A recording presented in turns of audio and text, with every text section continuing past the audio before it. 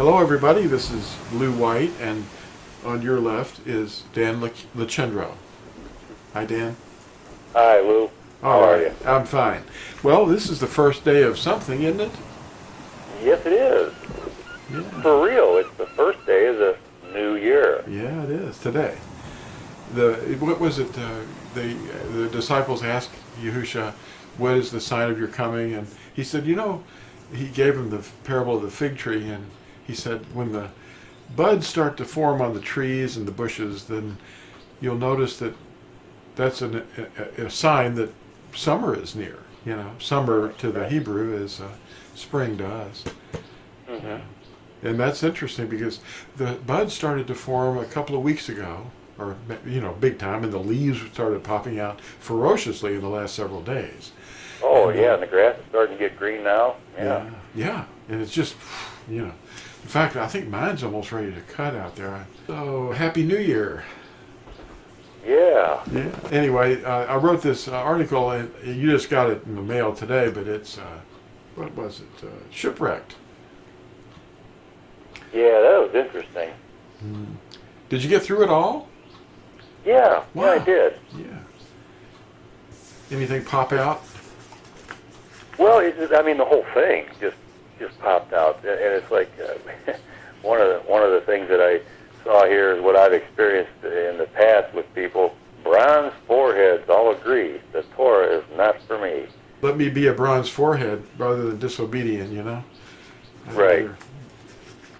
But the stiff-necked and the bronze foreheads are the ones that won't obey in Scripture, and I think that's probably what Yahuah is talking about, Oh yeah, I agree 100% on that.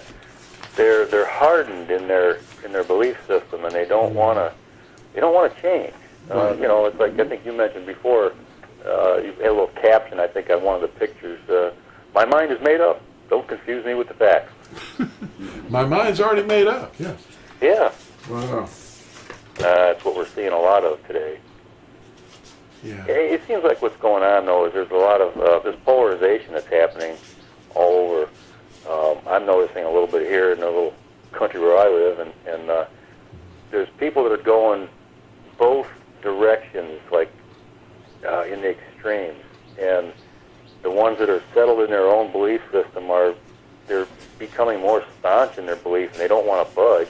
And those that are starting to question things, they're really questioning things, and they're moving away from it, and they're asking the right questions. And I think that that's definitely Yahush's spirit working. Mm-hmm. He's calling these people out of these organizations, and I just read an article from another paper that I get that the denominations, their numbers are dwindling.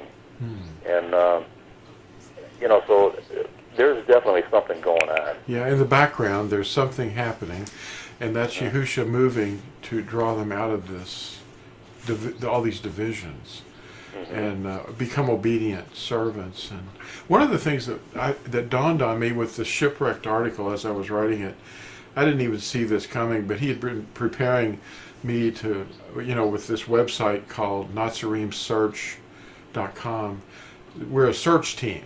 His Natsarim are looking for people, and we're not judging them. We're calling them out. And these, the idea that we're Natsarim, the branches of his teachings, we're a rescue team. That's why I've got this hard hat back here. We're rescuing people that are shipwrecked, and they're shipwrecked because of false teachings. That's what shipwrecked me for a long time. I was in Catholicism originally, and then trained to disobey by all the Christian pastors that I'd ever listened to, and on the radio or in person. And I thought, wow, man, they don't want us to obey it. They want us to read about it, but they don't want us to obey it. And then I started looking into the truth, and Yahushua woke me up, and I started writing that book, Fossilized Customs. And I thought, this thing's all backwards, and we need to get this straightened out. But his festivals were always a mystery. Not a mystery, but I knew there was some significance to the festivals. The shadows of redemption, But we were never taught, what they actually represented, what they meant, and how significant they are for us in these last days. Yeah, where is Passover in the Christian walk? Exactly. They have the Bunny Rabbit Festival, but they have no Passover. So what's up with that? I know. They've never had one, and they've been looking into it in recent decades. Just suddenly, the rise of Yahushua in people around or all around the world are making an appearance in the circus buildings, and they're asking, "What is this Passover? How do you do this?" They're not. They don't. They're still searching for it, and we're not criticizing them for that. This is a wonderful thing to see happening. Oh, definitely, yeah. Well, it's a step in the right direction. Constantine was the one that kept them away from it originally. You know. Yeah. He was. You had that question written in your article here. What really happened to all of us at Nicaea in It was 325? major. Yeah, that was major. Yeah. Anybody that was doing anything that was, imitating anything the Yahudim did, they were in serious trouble. Yeah. Everything was a machine, basically, to eradicate the ideas of obedience. Yeah, that's right. Yeah. So that's basically what it is the shipwreck started big time at that time, but Paul was writing to Timothy about that, to hold on to your belief, because in latter days it's going to be really rough, Yeah, don't be blown about like false doctrines with false doctrines. Yeah, in fact, the first chapter of 1 Timothy opens up with latter days and the latter times when people are going to be think that they're teachers of the Torah, but they're actually not. They don't know anything about what they're saying. Well, those are the ones that have a form of Elohimness but deny the power. Yeah. We see a lot of that today. Well, yeah, that's true. Anyway, you've got a couple of new books in there too, I think. Oh, I want to show my blue duct tape. Look at this. Blue duct tape. We're holding the phone up with that. Yeah. Anyway. Hey, whatever works. Yeah. Anyway, this is volume 1 of 2. I've got volume 2, and it's quite a remarkable difference in some of the spellings of the words, because I've gone another step forward in the understanding. I think people will have a better understanding when they read this, because I see you have Yahuah's name written with Latin letters this time, so it's going to be easier for people to pronunciate that. Yeah, the Yahuah is going to be more comprehensible for the person that speaks English and reads English, and Latin letters are what English uses. So. Well, that might help dispel some of that talk that we hear. Well, we don't speak Hebrew. They're speaking all these other names like Daoud, and Yusuf and all that. Shalom. Yeah. Maybe they'll see that. Hey, wait a minute. Yeah. So that'll be a good thing. Yeah. So anything else in this article popping out? Let's see. It's a 4-page article, printed on one piece of paper, download free. Yeah. And anyway, it's basically the teachers of Christianity have always been basically guiding people to reject obedience and live by myths. And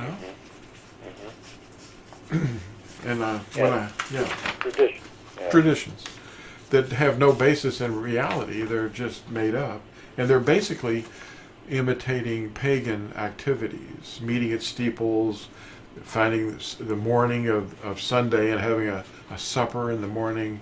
It's just madness. Everything that they talk about is kind of weird now that you think about it. After you woke up from it, because we were in it, and we totally understand. Right. Absolutely. It's a starting point. Everybody's starting point comes at a different time. Yeah. It's just that you have to be aware of it. When that does happen to you, you have to really pay attention, because there's something that's very important that's being brought before your eyes. polarization is what it's for. I mean, what else is there? Yeah, everybody's going to wind up like this poor guy that's on the beach here. They're going to have to, face their mortality and say, wait a minute, what's really important? Does he even care about me using his correct name? Well, yes, he does. In fact, that was the whole issue with the guy they call Elijah, Yahuah. I mean, he was cutting people's heads off and slicing their... I mean, he was doing some serious stuff at the end of that.